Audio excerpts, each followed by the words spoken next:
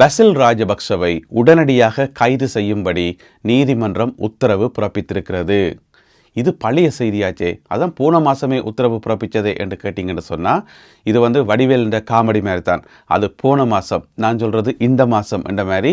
இது இன்றைக்கு வெள்ளிக்கிழமை புதுசாக ஒரு புதிய உத்தரவு பிறப்பிக்கப்பட்டிருக்கிறது.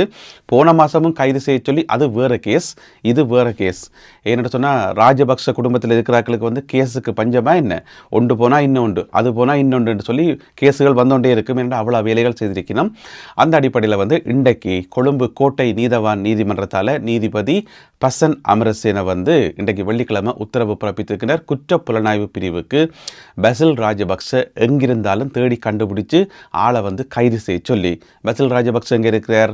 அமெரிக்காவில் இருக்கிறார். கேட்டால் அவருக்கு அந்த வருத்தம் இந்த வருத்தம், நான் படுத்த படுக்கையாகத்தான் இருக்கிறேன் என்று சொல்லி அவர் சொல்லுவார். அவர் வரப்போறதில்லை. எனவே அவரை குற்ற புலனாய்வு பிரிவினர் எப்படி கைது செய்ய போகிறார்கள் என்பதை நாங்கள் பொறுத்திருந்தான் பார்க்கணும். அப்போ இன்றைக்கு எதுக்கு நீதிமன்றம் புதுசாக ஒரு உத்தரவை பிறப்பிச்சிருக்குது? அது என்ன கேஸ் என்று கேட்டிங்கன்னு சொன்னால் அந்த கேஸ் சம்பந்தமாக விரிவாக விளக்கமாக பார்ப்போம். 2014ஆம் ஆண்டு மாகாண சபை தேர்தல் நடந்தது. எங்கே என்று கேட்டிங்கன்னு சொன்னால் ஊவா மாகாணத்துக்கு ஊவா மாகாண சபை தேர்தல் நடந்தது. அதில் விளம்பரங்கள் செய்யத்தானே வேணும், தேர்தல் பிரச்சார பணிகள் செய்யத்தானே வேணும். அதுக்கு சொந்த காசையாக பயன்படுத்தியிருக்கணும். கடைசி வரைக்கும் இல்லை, அரசாங்கத்துக்கு சொந்தமான காசுகளை எடுத்து பயன்படுத்தியிருக்கணும் தேர்தல் பிரச்சாரத்துக்கு. இதுதான் பசில் ராஜபக்ச மேலே வைக்கப்பட்ட குற்றச்சாட்டு. அதாவது இலங்கை சுற்றுலா ஊக்குவிப்பு மையம் என்று சொல்லி ஒரு அமைப்பு இருக்குதானே, அதாவது SLTPB என்று சொல்கிறது. அந்த சுற்றுலா ஊக்குவிப்பு மையத்தின் வேலை இந்த வெளிநாடுகளில் உள்நாட்டிலெல்லாம் சுற்றுலாவை ஊக்குவிச்சு நிறைய சுற்றுலா பயணிகளை இலங்கைக்கு வரவழைச்சு இலங்கையை சுற்றுலாத்துறையில் அடுத்த கட்டத்துக்கு கொண்டு போகிறது தான் அவன் வேலை.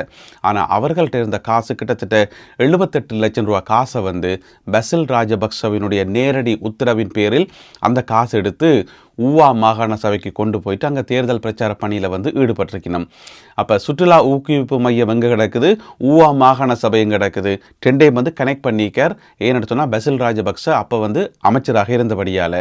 அப்போ இந்த 78 லட்சம் ரூபா காசை முறைகேடாக பயன்படுத்தி அதை மோசடி செய்து என்ன செய்திருக்கணும்னு சொன்னால் 12,000 டிஷர்ட்டுகள் பிரிண்ட் பண்ணியிருக்கணும். அந்த டிஷர்ட்டில் சுற்றுலாத்துறையை ஊக்குவிக்க போகிறோம்னு சொல்லி தான் டிஷர்ட் பிரிண்ட் பண்ணப்பட்டது. அப்போ சுற்றுலாத்துறையை ஊக்குவிக்கிறேன்டா நீங்கள் என்ன செய்யணும், டிஷர்ட்டில் ஒரு மயில்ட படத்தை போட்டு யானைகளோட படத்தை போட்டு ஏதாவது இலங்கையில் இருக்கக்கூடிய இயற்கை வளங்கள், கடல்கள், சுற்றுலா மையங்களோட படங்களை போட்டு இலங்கைக்கு வாங்கோ, இந்த ஹபிபி கம் டு துபாய், அதே மாதிரி ஹபிபி கம் டு ஸ்ரீலங்கா, இந்த மாதிரி ஏதாவது வசனங்களை போட்டு தானே ஊக்குவிக்கணும். ஆனால் அதை செய்யாமல் மாகாண சபை தேர்தலில் எங்களுக்கு வாக்களிப்பீர் என்று சொல்லி டிஷர்ட்டில் பிரிண்ட் பண்ணிக்கணும் போலடக்கு, அல்லது பசில் ராஜபக்ச வாழ்க்கை என்று சொல்லி அப்படி இதை போட்டுக்கணும். இன்னும் தெரியாது 12,000 டிஷர்ட்லேயும் தேர்தல் பிரச்சாரம் சம்பந்தப்பட்ட வசனங்கள் தானாம் இருந்ததாம் என்று சொல்லி அதுக்கு தான் இந்த 78 லட்சம் ரூபாவை கணக்கு காட்டியிருக்கணும். பிடிபட்டு போச்சு. அப்போ பிடிபடையில் இப்போ பிடிபட்டு போய் அது சம்பந்தப்பட்ட விசாரணைக்கு தான் இப்போ பசில் ராஜபக்ச அழைக்கப்பட்டிருக்கிறார். அவர் மட்டுமல்லாமல் அந்த சுற்றுலாத்துறை ஊக்குவிப்பு மையம் இருக்குது தானே, அதில் பணிபுரிகிற அதிகாரிகளும் இருப்பினும் தானே, ஏன்னு சொன்னால் அவையிலும் உடந்தையாக இருந்திருப்பினும் தானே.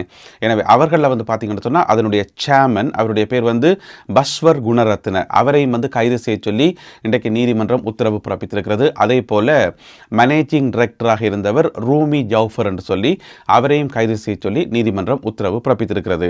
அப்போ குற்றப்புலனாய்வு பிரிவினர் நீதிபதிக்கு ஒரு முக்கியமான தகவல் ஒன்றை சொன்னார்கள். அது என்னென்று சொன்னால், நாங்கள் இந்த 3 பேர்ட்ட வீட்டையும் போனாங்கள் வாக்குமூலங்கள் எடுக்கிறதுக்கு, ஆனால் 3 பேருமே வீட்டில் இல்லை என்று சொல்லி.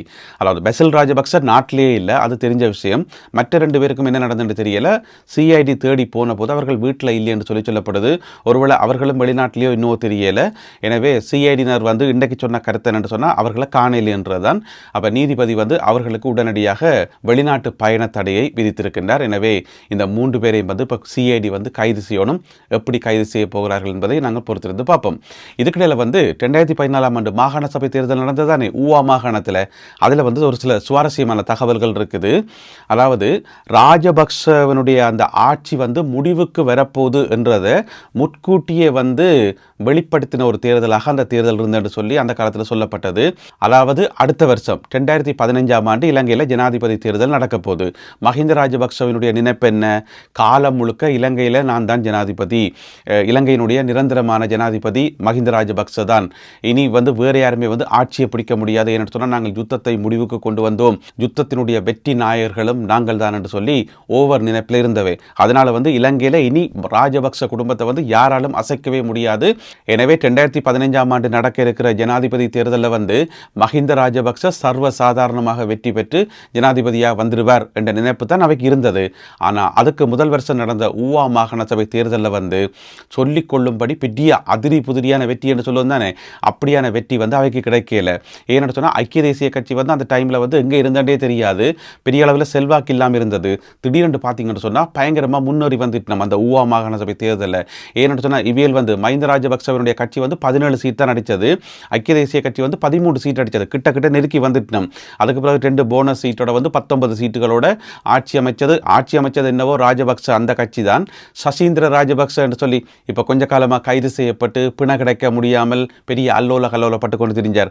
அவர்தான் மாகாண சபையினுடைய ஊவா மாகாண சபையினுடைய முதலமைச்சராக வந்தவர். ஆனால் பெரிய அளவில் வெற்றி இல்லை, ஒரு நரோ வெற்றி. அப்போ ஐக்கிய தேசிய கட்சி பின்னால் நல்லா துரத்தி கொண்டு வருதுன்ற ஒன்று அது ராஜபக்ச குடும்பத்துக்கு பெரிய ஒரு அதிர்ச்சியாக போயிட்டுது. ஒருவேளை அடுத்த வருஷம் நடக்க இருக்கிற தேர்தல் ஏதாவது நெகட்டிவான ரிசல்ட் வந்துருமோ என்று சொல்லி அப்பயே பயப்பட ஆரம்பித்தார்கள்.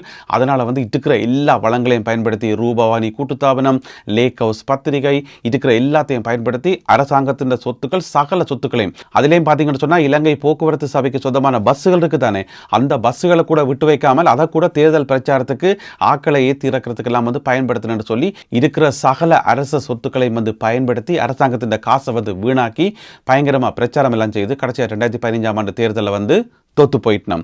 எனவே 2015 ஆண்டு தேர்தலை தோக்க போயினோம்ன்றதுக்கான அறிகுறி தான் 2014 ஆண்டில் நடந்த அந்த ஊவா மாகாண சபை தேர்தல். எனவே அதில் தான் இவ்வளவு காசை கொண்டு செலவழித்து இப்போ கடைசியாக கைது செய்யும்படி உத்தரவு பிறப்பிக்கப்பட்டிருக்கிறது. எனவே என்ன நடக்க போகுது என்பதை பொறுத்திருந்து பார்ப்போம்.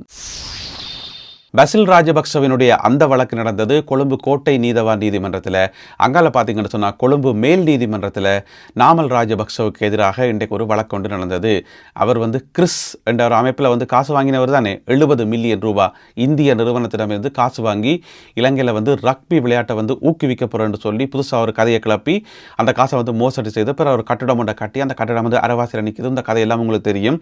அது சம்பந்தப்பட்ட வழக்கு தான் இன்றைக்கு நீதிமன்றத்தில் அது ஜூலை மாதம் 7ஆம் தேதி வரைக்கும் இப்போ ஒத்தி வைக்கப்பட்டிருக்கிறது. ஜூலை மாதம் 7ஆம் தேதி நாமல் ராஜபக்ச கொழும்பு மேல் நீதிமன்றத்துக்கு வழக்கு விசாரணைக்கு பெறணும். எனவே அந்த விசாரணையும் இன்று இடம்பெற்றது. கொழும்பு கோட்டை நீதவான் நீதிமன்றத்தில் இன்று வெள்ளிக்கிழமை இடம்பெற்ற மற்றொரு வழக்கு என்னென்னு சொன்னால் கபில சந்திரசேன அவர்களுடைய வழக்கு. ஸ்ரீலங்கன் ஏர்லைன்ஸினுடைய முன்னாள் பணிப்பாளர் கபில சந்திரசேன மே மாதம் 8ஆம் தேதி மர்மமான முறையில் உயிரிழந்தது உங்கள் எல்லாருக்குமே தெரியும். அவருடைய இறப்பு கொலையா தற்கொலையான்னு சொல்லி அந்த கேள்விக்கு இதுவரைக்கும் பதிலே கிடைக்கல. எனவே அந்த வழக்கு தான் இன்றைக்கு விசாரணைக்கு எடுத்துக்கொள்ளப்பட்டது. அப்போ அதில் ஒரு முக்கியமான விஷயம் ஒன்று இன்றைக்கு அம்பலமாகி இருக்குன்னு சொல்லலாம். என்னென்னு சொன்னால் மே மாதம் 6ஆம் தேதி அவர் பிணையில விடுவிக்கப்பட்டவர். அவரை பிணையில் எடுத்த அந்த 2 பேருமே பொய்யான ஆக்கள், போலியான ஆக்கள், சந்தேகத்துக்கிடமான ஆக்கள் என்று சொல்லி அவர்கள் 2 பேரும் ஏற்கனவே கைது செய்யப்பட்டு விளக்கமறியலில் வைக்கப்பட்டிருக்கிறார்கள். அப்போ மே மாதம் 6ஆம் தேதி அவர் பிணையில் விடுவிக்கப்படுறார். விடுவிக்கப்பட்ட பிறகு அன்றைக்கு பின்னேரம் அவருடைய சகலையார் அரவிந்த டி சில்வா கிரிக்கெட் வீரர் அவற்றை விட்ட போயிருக்கிறார். அப்போ அன்றைக்கு பின்னேரமே பார்த்தீங்கன்னு சொன்னால் ஒரு டீம், ஒரு குழுவினர் ஆரண்டு தெரியல, ஒரு அடையாளம் தெரியாத குழுவினர் என்று வைங்களேன், ஒரு குழுவினர் கபில சந்திரசேனாவை சந்திச்சு காய்ச்சிருக்கணும்.